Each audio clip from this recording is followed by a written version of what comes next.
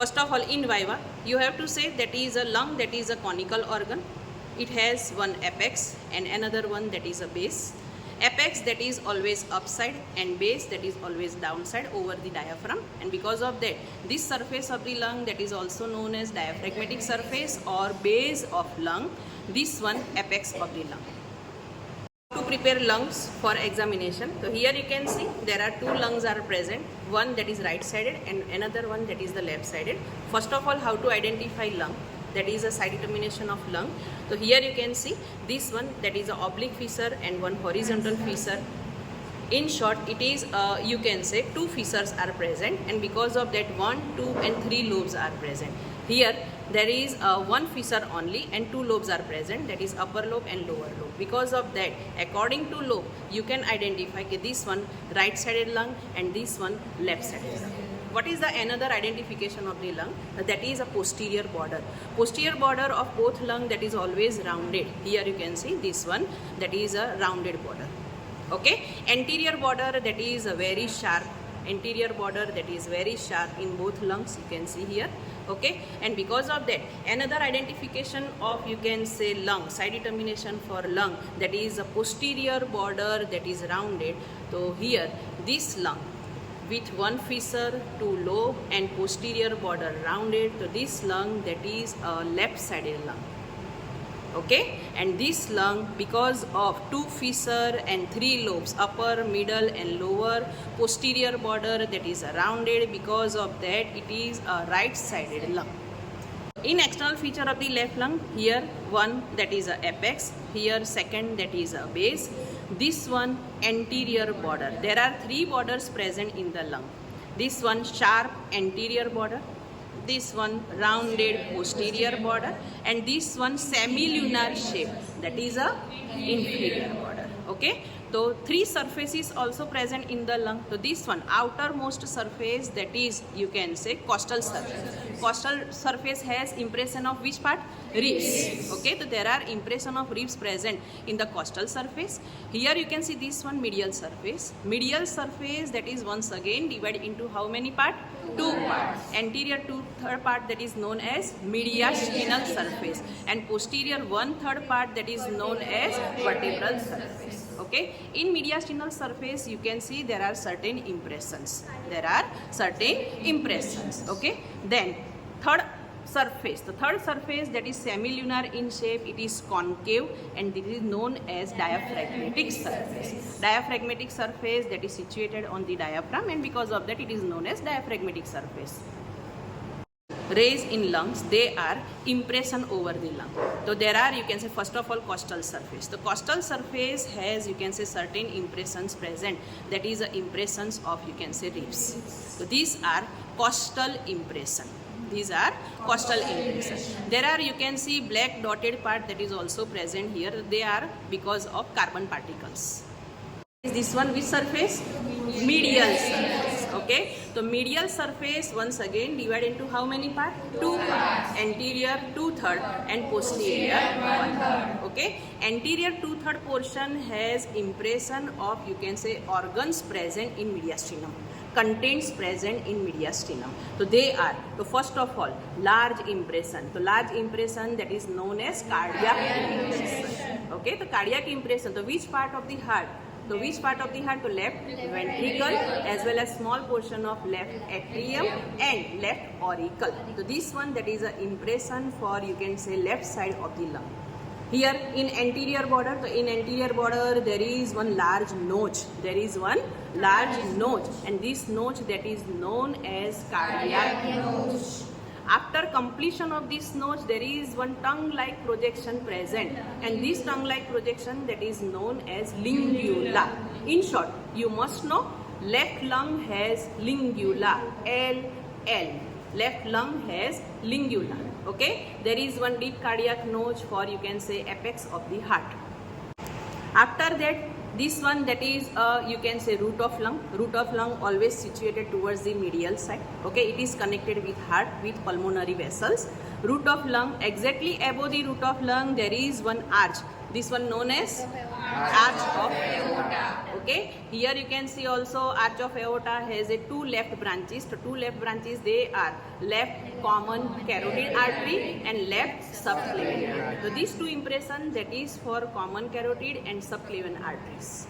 Below arch of aorta there is one small impression, that is of, you can say, pulmonary trunk. So here you can see pulmonary trunk impression, arch of aorta impression. Above it there are two branches, left sided branches of arch of aorta. They are left common carotid and left subclavian. There is also impression over the left brachiocephalic vein. There is also impression present of left brachiocephalic vein. So at the apex of, you can say, that is a left lung, on the medial aspect there are two tubes are present. Anteriorly, that is a trachea with tracheal ring, and posteriorly there is a esophageal impression. Okay, so trachea and esophageal impression. There is also one impression you can't see here, but that is a thoracic duct. Impression of thoracic duct also present on the left side. Arch of aorta, whenever complete it, exactly behind the, you can say, root of lung, there is one straight impression present, that is known as descending aorta. Descending aorta, there is also one tube impression present, that is esophageal impression. There are three nervous impression present in left-sided mediastinal impression. They are at the level of cardiac impression, there is one nerve impression present, that is known as phrenic nerve. At the level of esophageal impression, there is one impression present, there is, you can say, vagus nerve. And at the level of tracheal ring, there is one impression present, that is left recurrent laryngeal nerve, besides the thoracic duct. So these are impression over the anterior 2/3 of, you can say, medial surface, that is mediastinal surface. Okay. Another 1/3 part, that is posterior 1/3 part. Posterior 1/3 part of the left lung, that also gives impression of the vertebral column, that is vertebral body. So this one also known as vertebral surface. Another most important topic in Viva, that is root of lung. So which are the contents of root of lung? They are very important for us as well as examination point of view, so you must know. So here you can see this one, root of lung, or it is also known as hilum of lung. It is already covered with, you can say, visceral and pulmonary pleura, and because of that continuity of both pleura, that form one ligament, that is known as pulmonary ligament. First of all, you check all openings of, you can say, root of lung. Whenever you feel any hard part, that is you can say opening of bronchus. Why it is hard? Because presence of C-shaped cartilage, and because of presence of C-shaped cartilage, it is very hard as compared to other openings. So this one, you can say, primary bronchus of left side, left primary bronchus, opening of left primary bronchus. Exactly besides it, or you can say anterior and below it, there are two main openings are present. They are opening of, you can say, pulmonary veins. This one superior pulmonary vein and this one inferior pulmonary vein. Exactly above the, you can say, bronchus, there is one large opening. Here you can see, and this opening, that is known as pulmonary artery. Here you can see pulmonary vessels. They have opposite function, and because of that, function of artery, that is done by pulmonary vein, and function of vein, that is done by pulmonary arteries. After completion of bronchus, pulmonary vessels means ke both artery and vein. Here you can see there are small venules are present surrounding the bronchus. They are known as bronchial vessels. Two nerve plexuses. There are two nerve plexuses present at the level of hilum. They are anteriorly, anterior nerve plexus, that is known as anterior pulmonary plexus, and here you can see posterior pulmonary plexus. Here you can see another structure also present, that is lymphatics. The lymphatic vessels and bronchopulmonary lymph nodes are also present here. Last but not least, whole of the cavity finally fill up with, you can say, areolar tissue, or you can say fatty particles. Lastly, so here you can see this one pleura. So this pleura, that is known as visceral pleura. Visceral pleura, that is adherent to the surface of the lung. You can't separate it. Because of that, it is known as pulmonary pleura or visceral pleura. It is already cover, all cover part, that is visceral pleura. Here you can see it also enter into the fissures of the lung also. It also covers the surface, but it not cover hilum of the lung.